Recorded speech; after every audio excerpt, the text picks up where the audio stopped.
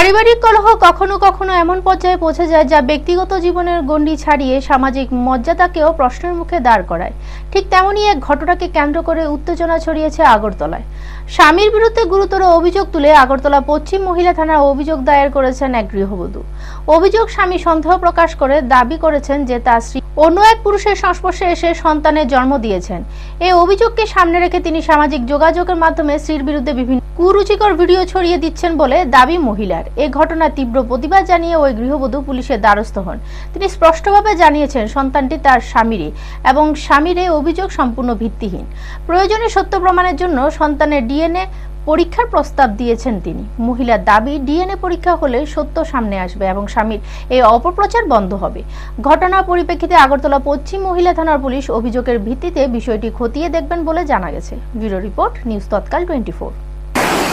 দাদা, একটা সন্দেহের কারণে যদি একটা বাচ্চা বা একটা তার মার জীবন যদি এরকম ভাবে নষ্ট হয় তাহলে কিভাবে হইব না? আমার বাবা তো গরিব, আমার মাও আমার কেউ আমরা সাপোর্টার বলতে আমার যে সাহায্য করব এই মানুষটা নাই।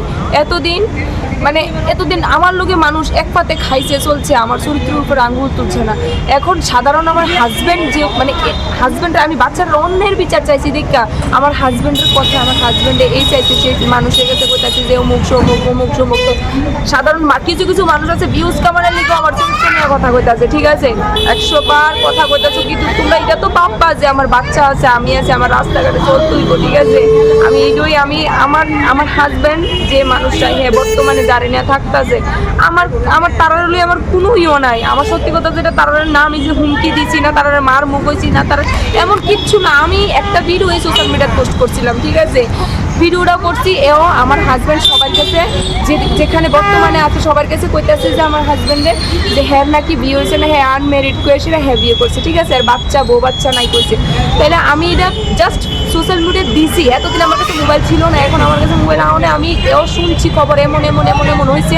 তারপর আমি সোশ্যাল মিডিয়াতে দিছি যে না, হ্যাঁ বউ বাচ্চা আছে, মিঠুন আপনাদের বাচ্চা আছে, মিঠুন আপনাদের বউ আছে। সত্য থাকুক না, সাংসারিক বেজাল থাকতেই পারে। একটা স্বামী একটা স্ত্রীর শাস্তিও দেওয়ার অধিকার আছে, কিন্তু এটা কোনো শাস্তিও না যে হ্যাঁ লুকে সেটা অন্য একটা জায়গায় গিয়ে সেটা বিয়ে করে লাগবে। প্লাস আমি শুনছি যাকে বিয়ে করছে হ্যাঁ নাকি হ্যাঁ হাজব্যান্ডেরও ডিভোর্স দিছে না। আচ্ছা ঠিক আছে, মানলাম, এটা আমার দেখা লাভ নেই, কিন্তু আমার হাজব্যান্ড তো আমার লোক একটা অপদপ করে সেটা বিয়ে করবো।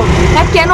আজকে দেখা যাইতেছে সোশ্যাল মিডিয়াতে একজন স্ত্রী একজন স্বামীর ডিভোর্স না দিয়া, একজন স্বামী একজন স্ত্রীর ডিভোর্স না দিয়ে সেটা বিয়ে করে সেটা সমাজের ভিতরে এভাবে থাকবো, এই অন্যায় এটা সবাই মাইনে নিতে পারে। আর আমার সাধারণ কুতুর জাস্ট আমার ছেলেরা আমার যে কষ্টটা হইতেছে, আমি যে অন্যের বিচারটা করতেছি, এটার পক্ষে মানুষ থাকতে পারে না।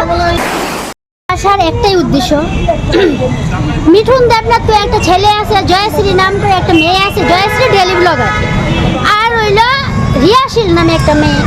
তো ওই রিয়াশীলের জামা হইল মিঠুন দেবনাথ, তার ডিভোর্স না দিয়ে জয়শ্রী ডেলি ব্লগারে বিয়ে করছে। জয়শ্রী সাহা, তার বাড়ি হলো গান্ধীগ্রাম স্কুল টিলা। তো আমার কথা হইল যে তারা দুজন ঠিক আছে বিয়ে করে গেছে, তাই যে জয়শ্রী যে বিয়ে যে করছে তে যে ওই মায়েটা যে কয়টা জীবন নষ্ট করছে এটার প্রুফ আমার কাছে আছে। আমি আজ পর্যন্ত সোশ্যাল মিডিয়াতে আমার প্রোফাইলটা রেগাইতে দেখেন, সোশ্যাল মিডিয়াতে আজ পর্যন্ত তারার কোনো এভিডেন্স আমি ছাড়ছি না।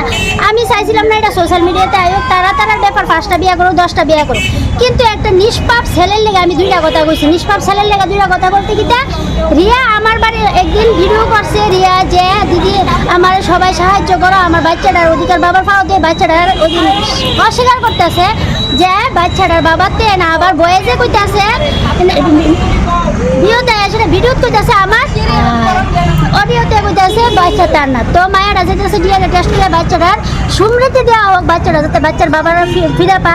আর যদি বাচ্চা নিয়ে না যেতে পারে তাহলে ফুলের মতো নিষ্পাপ ছেলেটার কি দোষ যে রাস্তাঘাট আজকে উঠতে উঠতে মেয়েরা কি কারণে?